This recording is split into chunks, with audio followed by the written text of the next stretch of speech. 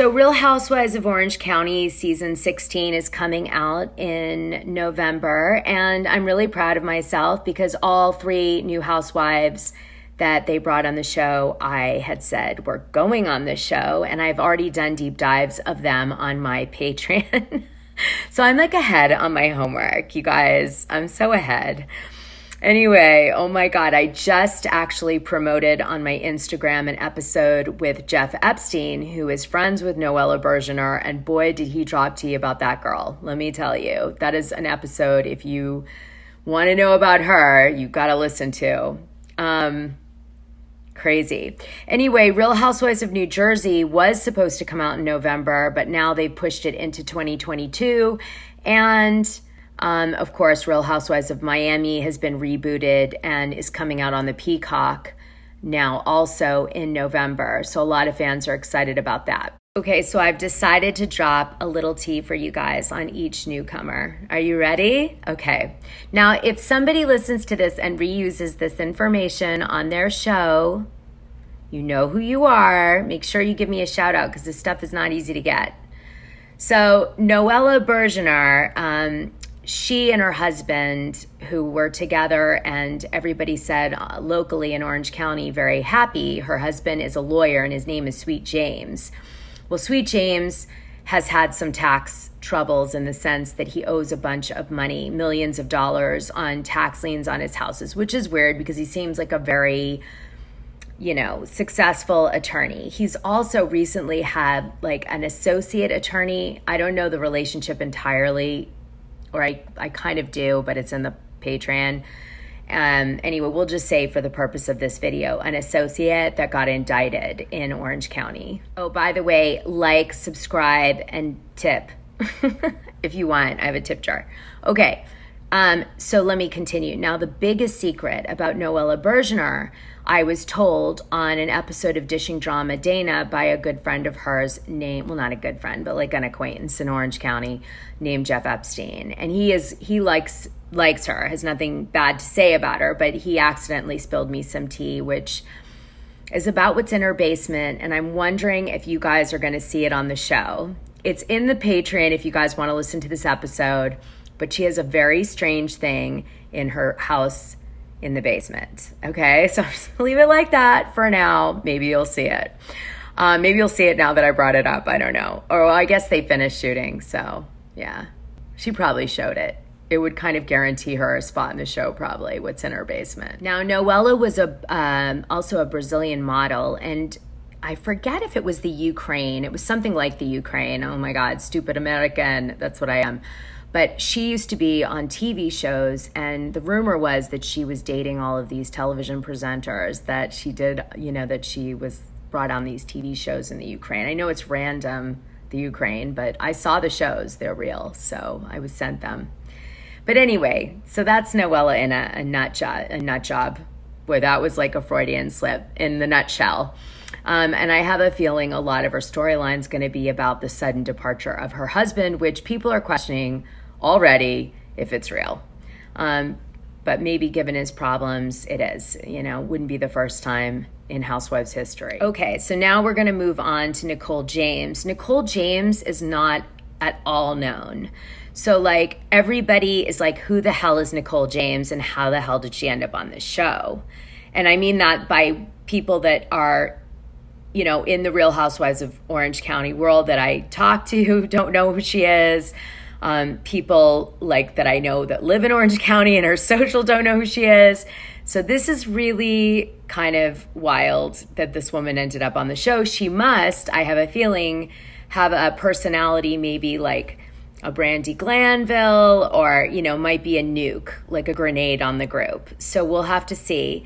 Now, I did find out a few small things about her. Anyway, it was rumored that Nicole James was originally going to be a housewife, and then she got demoted because she came for Heather Dubrow.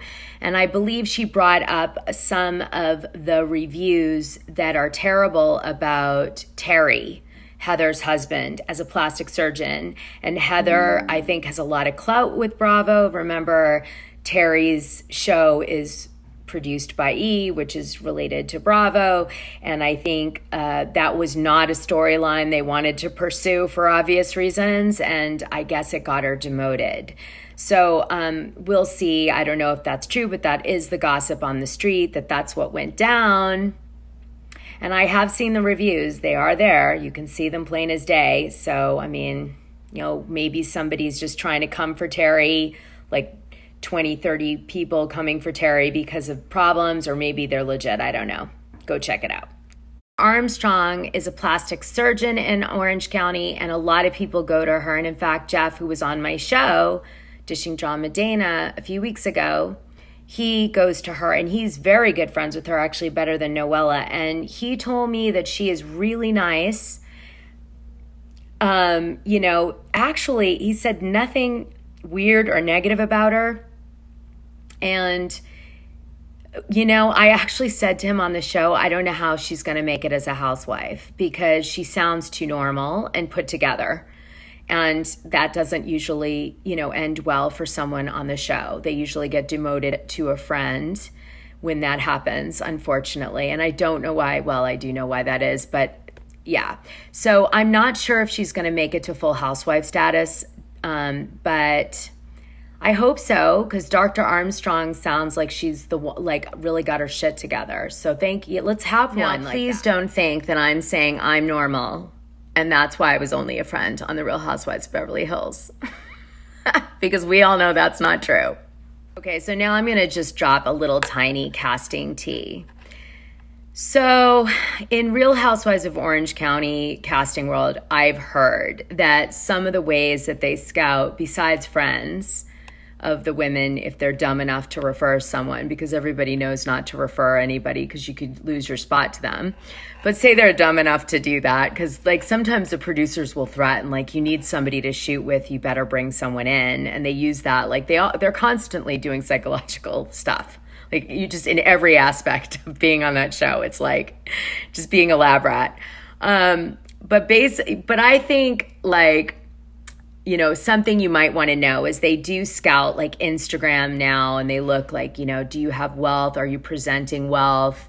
I remember hearing a story that Bronwyn, I think it was Gina who told me, or maybe it was somebody else. But anyway, Bronwyn used to go on her Instagram on purpose, she would, take pictures of her lavish lifestyle on purpose, because she heard that the casting agents go through Instagram looking for people who do that. Now, that wasn't in my day. In my day, I was referred, you guys have probably heard the story on my podcast, but I was referred by Corey Feldman's manager, and then I filled out this huge packet, and they did this whole thing. They took photos and, and videos, and it was more like you were trying out for a show. Which, by the way, I can't believe I still didn't get it at that time. I guess because I'd already been on the show. And I was in season 1, and I looked really different, and I just was on that season. So I never thought of it as being on a show. I was I'm on it. And then I was casted in it. It was I didn't get that it was different, when you're a cast member versus a person on the show. Because to me, it was reality, and it was just new. I was so stupid. Anyway, whatever. So just to wrap up that story, did you know that the producers at Evolution didn't know that I was the same person that was on season 1 when they casted me in season 2? I was you guys know I've been on the show already 3 times, right? And they were no. I should have known then, this isn't going to end well for you, Wilkie. The Wilkster is not going to have a good outcome on this. Anyway, I thought you guys would get a kick out of that. Yeah, still never remember. They don't remember me now, probably. If I walked up to them, they'd be who the hell are you anyway? Anyway, if you like my content and you want to support me in continuing to do it, you can join my Patreon and get next level gossip, Dishing Drama Dana. You just search that. You can give me a donation in my tip jar. I love tips. They're really fun. They're the easiest thing ever. I'm wow, it's just money. It's perfect. Or you could like and subscribe and just watch the videos, because that also supports the channel. So thanks, you guys. And DM me your gossip. Wilkie_Dana on Instagram, please, or email me on the Patreon. I always answer. It's me. And what else can I tell you? So just a quick plug, November 3rd, Wednesday, 10:05 p.m. East Coast time, 7:05 p.m. Pacific Standard Time. I'm doing a live on YouTube like I do following the Real Housewives of Beverly Hills reunion, part 4. We always have so much fun. People bring wine. We party together. I think Adam told me at the end of last week's live, him and I did an up and Adam and I did a live, and I think we had 1,000 people at one point in the room. It was 500, then it went to 1,000, and I mean, it was just amazing. All of us had so much fun. Everybody participates. It's really, really fun. And we drank and we spilled tea, and then this week I've invited David Yontif from Behind the Velvet Rope. I don't know if he's going to come on, but I hope he does. And Casey HANLEY, my producer, who's always on Dishing Drama Dana podcast, is joining me. So just a quick plug, November 3rd, Wednesday, 10:05 p.m. East Coast time, 7:05 p.m. Pacific Standard Time. I'm doing a live on YouTube like I do following the Real Housewives of Beverly Hills reunion, part 4. We always have so much fun. People bring wine. We party together. I think Adam told me at the end of last week's live, him and I did an up and Adam and I did a live, and I think we had 1,000 people at one point in the room. It was 500, then it went to 1,000, and I mean, it was just amazing. All of us had so much fun. Everybody participates. It's really, really fun.